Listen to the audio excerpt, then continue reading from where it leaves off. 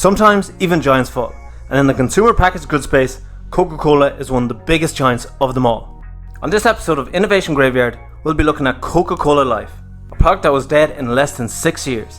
Coca-Cola Life was launched in November 2014 to act as a healthier alternative to the ever popular classic Coca-Cola. Now, I'm sure you're wondering, what was Coke Life? Wasn't it just like Diet Coke? Well, not necessarily. You see, Diet Coke has 0 calories, but it's still made with artificial sweeteners and other chemicals that help create that Coke taste without the excess calories. Coke Life, on the other hand, was not shy of calorie content, but instead it exchanged its artificial sweeteners with sugar and stevia plant extract to create a more natural and healthier alternative to Coke. Apart from offering natural sweeteners, Coca-Cola Life had 45% lower calorie count than classic Coke. However, while that might sound impressive, you have to keep in mind that Coca-Cola also had Diet Coke that has 100% less calories and Coke Zero that has 100% less sugar. And with that, you can already see how Coke Life unraveled. But let's not jump the gun just yet. Coca-Cola Life was covered with a green label instead of the infamous red one. The green label was meant to signify its natural essence. Just like many other products that are launched by massive brands, Coke Life had a pretty good run. Thanks to impressive marketing and aggressive positioning in store, this weird middle child of Coke sold pretty well for the first few weeks of its release. Sadly, although it had a successful launch, Coca-Cola Life quickly began to fight for its life.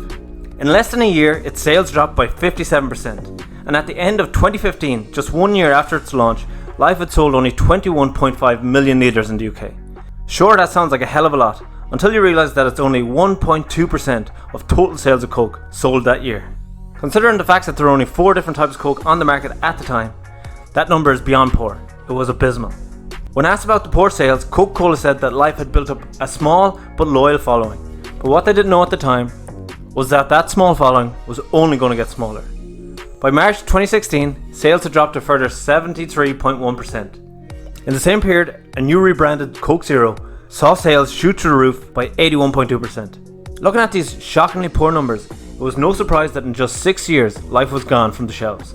The only surprise is how long it took Coke to finally axe the product. So, why exactly did Coke Life die? Why weren't people interested in a healthier alternative to Coke? Let's talk about the reasons that Life never made it and the lessons we can learn from the failure. But before we dive in, let me tell you about our free trend reports we've created especially for you. We've created market research reports on some of the most interesting and intriguing food trends in the world, like vertical farming, ghost kitchens, and more. And we want to give you access absolutely free to keep you on the verge of cutting trends in food. In these reports, we've given you everything you need to know in an easy, digestible report with loads of examples of innovation in the space. So you can sign up now, absolutely free, link in the bio. Now, back to Coke Life. Firstly, no product market fit. You see, the Coca-Cola Life was the weird middle child. It was an 89 calorie drink that acted as a halfway house between the 139 calories of regular Coke and the 0 calories of Diet Coke.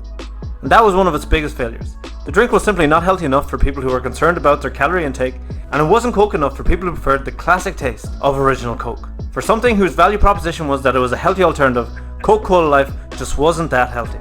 Yes, it replaced the artificial sweeteners with natural ones, but 89 calories in one can isn't going to connect with the health-conscious consumer they were after. Think about it. Dietitians recommend that you keep your sugar to 5% of your daily caloric intake. Going on the average, that means getting all your sugar for a day from one can of Coke Life. Doesn't make sense to a health-conscious soda drinker, especially when Coke Zero and Diet Coke are next to it on the shelf. Coke Life got stuck in the middle. It was an in-between product that did one job, and that one job no one asked it to do. Phil Carroll, a drink sector analyst at the investment firm Shore Capital, described the situation perfectly, stating that Coke Life sat in no man's land between 2 core propositions that were already serving their customers' needs. Secondly, no clear marketing strategy. Because Coke Life failed to leave an impression, the brand decided to carry Coke Life under its wings by rolling out what they called the One Brand strategy. This strategy was designed to unify all Coke's drinks under one umbrella. This meant that Coke Life would no longer get its own marketing campaigns. Rather, Coca-Cola's 4 variants, which were Coke Classic, Diet Coke, Coke Zero and Coke Life, would always be placed together in any given advertisement. The rationale was simple. Coca-Cola did this in the hopes that the star quality of the other staple drinks would rub off on the newcomer. However, the only thing it did was leave the little guy in their shadows. The truth is that soft drink purchases are driven by a number of factors, which include taste, health factors and brand familiarity. We've already mentioned how Life failed with the first 2 categories, because it didn't taste as good as classic Coke and it wasn't as healthy as Diet or Coke Zero. But what we haven't mentioned is how it failed with the last category, brand familiarity. In a bid to make Coke look as healthy as possible, Coca-Cola opted to use green for the branding, and in retrospect it may not have been the best idea. Since its inception, customers of Coke have gotten attached to its blinding red colour. It's everywhere. Brand design, in packaging, in advertisement, everywhere. Coke Zero and Diet Coke are designed with a different colour scheme, but they still have splashes of red to help the customer identify the brand and build familiarity. However, Life didn't have any red at all. It was green everywhere. In fact, if you didn't pause to read the logo, you would most likely have passed the aisle without even knowing it was a Coke. As a result, even with the efforts of the one brand strategy, Life just couldn't stand out in the midst of the other Coke products and was strangled to death. Thirdly, Coca-Cola Life versus Pepsi True. Around the time Coca-Cola launched its Coke Life brand, their competitor Pepsi decided to release their own healthy alternative, Pepsi True. Also made with stevia extract, you can definitely tell that there was a rush on stevia-based drinks at the time. Pepsi True was created to be a direct competitor to Coke Life. Its goal, similar to Coke Life, was to offer a healthier alternative to the regular Pepsi drinks. However, just like Life, True was subjected to a quick demise and was completely discontinued by 2018, all for the same reasons that Life was axed. It just shows that True Life can be very different to boardroom ideas. Yes, it's true that stevia was a healthy alternative to processed sugar. In fact, according to research carried out by Alba Research, stevia has the best taste out of all the leading alternative sweeteners. It's also true that discussions around the subject of new sweeteners on social media were extremely positive. However, the short-lived existence of Life and True showed that sometimes what people think they want is not the same as what they actually want. This is why when creating a new product, market validation is such an important step. This is the process of determining if there's a need for your product in your target market. Validating your business idea can enable you to reasonably predict whether people will buy your product or service, and whether your business will be profitable. It's important to validate your idea early in the entrepreneurial process to ensure that you don't waste time and resources when creating a product that just isn't a good fit. By going through the process of validating your business idea, you can gain a deeper understanding of how your product does and doesn't meet your target customers' pain points.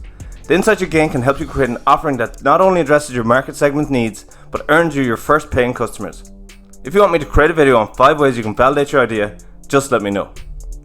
However, in the future, companies can learn from Coca-Cola's mistakes and come up with clever ways to introduce healthier alternatives to their products that serve a functional purpose, send a clear message, and provide a solution to problems that customers are facing. Do you remember Coke Life? Let us know in the comments.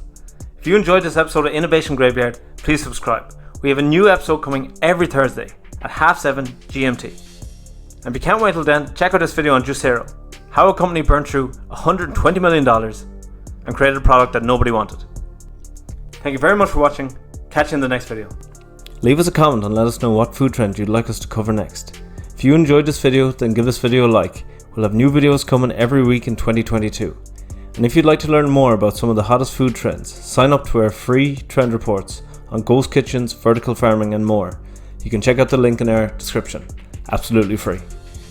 Until next time, ciao ciao.